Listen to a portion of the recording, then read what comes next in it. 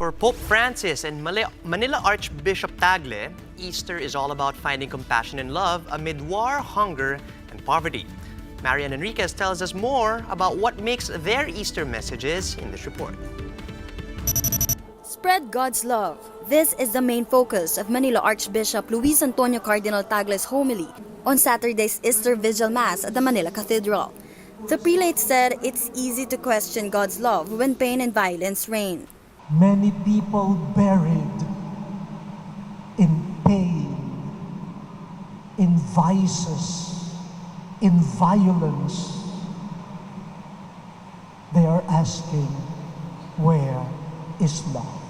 Pag-ibig, yan ang laging pinagwawagi ng Diyos. At nagwawagi ang pag-ibig dahil ang Diyos ay pag-ibig.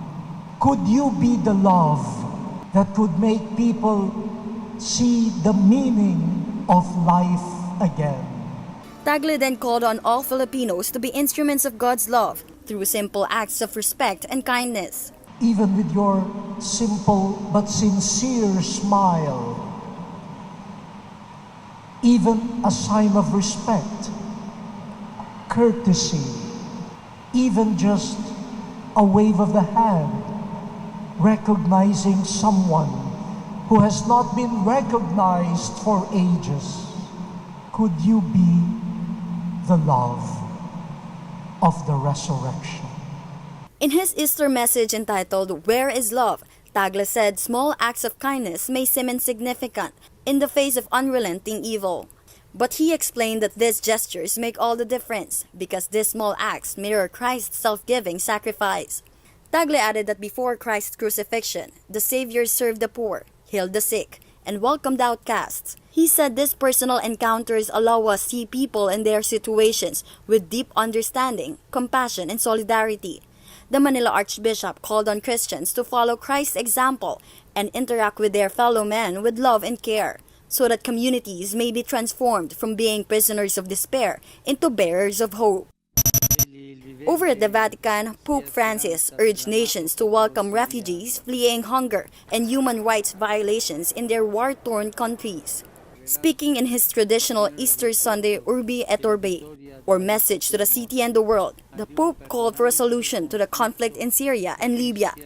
He also called on politicians in Venezuela to end social justice, abuse, and acts of violence in order to heal the nation. The Pope also said his hope is for the risen Lord to find his people still able to love in spite of all the hardships. Finally, he called for the end of war and for compassion to prevail. Davanti alle tante sofferenze del nostro tempo, il Signore della vita non ci trovi freddi, indifferenti. Faccia di noi dei costruttori di ponti, non di muri.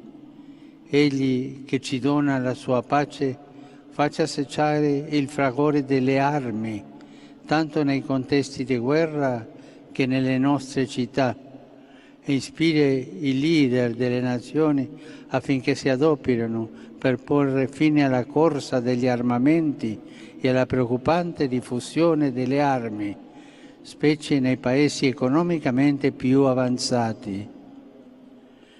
Il risorto che ha spalancato le porte del sepolcro apra i nostri cuori alla necessità dei bisognosi, degli indefessi, dei poveri, dei disoccupati, degli emarginati, di chi bussa alla nostra porta in cerca di pane, di un rifugio e del riconoscimento della sua dignità.